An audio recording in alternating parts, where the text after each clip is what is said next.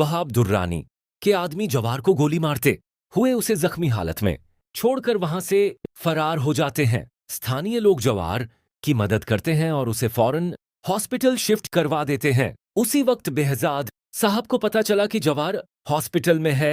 वो फौरन सिकंदर के साथ हॉस्पिटल की तरफ निकलने ही वाले होते हैं कि तभी पारस भी उनके साथ जाने की जिद करती है। बेहजाद साहब उसे इनकार नहीं कर पाते और वो पारस को अपने साथ ले जाते हैं कि तभी वहाब दुर्रानी के आदमी रास्ते में ही बेहजाद साहब की गाड़ी और उनके बॉडीगार्ड्स पर हमला कर देते हैं। बेहजाद साहब जख्मी हो जाते हैं और किसी तरह पारस को किडनैप करते हुए अपने साथ ले जाते हैं। उधर जवार को जल्द होश आ जाता है और हॉस्पिटल में डॉक्टर्स जवार के बाजू पर लगी हुई गोली निकाल देते हैं।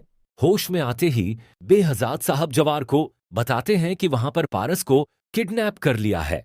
ये सुनते ही जवार गुस्से में आ जाता है और फौरन पारस की लास्ट लोकेशन ट्रेस करवाते हुए वहां दुर्रानी के फार्म हाउस की तरफ निकल जाता है और बेहजाद साहब पुलिस को लेकर वहां दुर्रानी के फार्म हाउस पहुंचते हैं, जहां पारस को सही सलामत आजाद करवा लिया जाता है।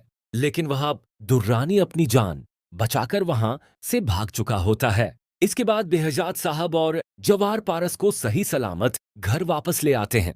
लेकिन बॉस, यहां हमें पता चलता है कि आफताब और नतीम भी वहाब दुर्रानी के साथ मिले हुए हैं।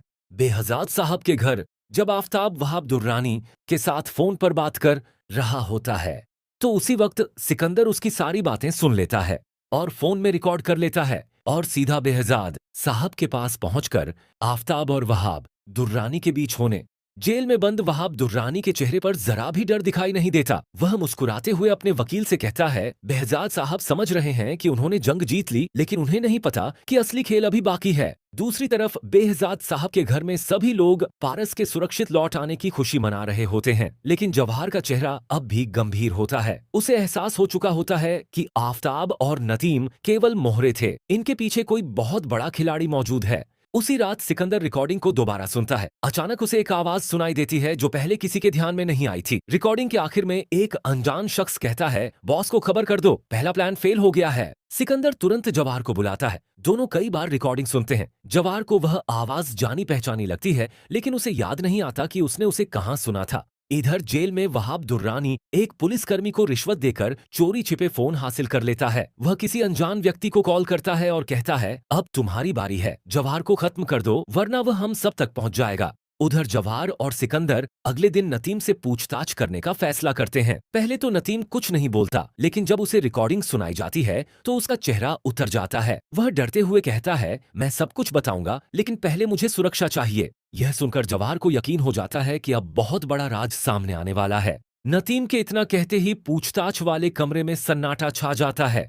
जवाहर उसकी आंखों में देखते हुए कहता है, अगर सच बता दिया तो कानून तुम्हारी मदद कर सकता है, लेकिन अगर झूठ बोला तो इस बार तुम्हें कोई नहीं बचाएगा। नतीम कांपती आवाज में बताता है कि वहाब दुर्रानी के पीछे एक बहुत बड़ा कारोबारी है, जिसे सब लोग सिर्फ मालिक के नाम से जानते हैं। किसी ने आज तक उसका चेहरा नहीं देखा। उसके सारे काम फोन और बिचौलियों के जरिए होते हैं। आफताब भी उसी मालिक के इशारों पर बेहजाद साहब के घर की हर खबर पहुंचाता था। यह सुनकर सिकंदर हैरान रह जाता है। उसे समझ आ जाता है कि अब तक जो कुछ हुआ वह सिर्फ एक शुरुआत थी। जवाहर तुरंत पुलिस से कहता है कि नतीम का बयान रिकॉर्ड किया जाए और उसकी सुरक्षा बढ़ा दी जाए। उधर जेल में वहाब दुर्रानी बेचैन हो जाता है। उसे खबर मिलती है कि नतीम पुलिस के सामने सच बोलने को तैयार हो गया है। वह अपने आदमी को संदेश भेजता है कि किसी भी कीमत पर नतीम अदालत तक नहीं पहुंचने चाहिए। अगली सुबह जब पुलिस नतीम को अदालत ले जाने के लिए निकलती है, तभी रास्ते में हथियारबंद लोग काफिले पर हमला कर देते हैं। चारों तरफ गोलियां चलने लगती हैं। सिकंदर तुरंत जवाबी फायर करता है, जबकि जवाहर नतीम को सुरक्षित गाड़ी से बाहर निकालकर दूसरी बख्तरबंद गाड़ी में बैठा देता है।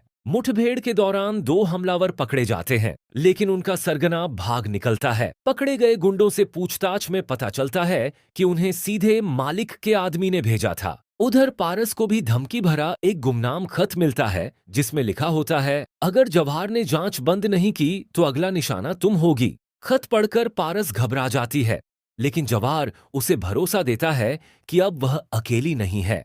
वह कहता है, जब तक मैं जिंदा हूं तुम्हें कोई हाथ भी नहीं लगा सकता।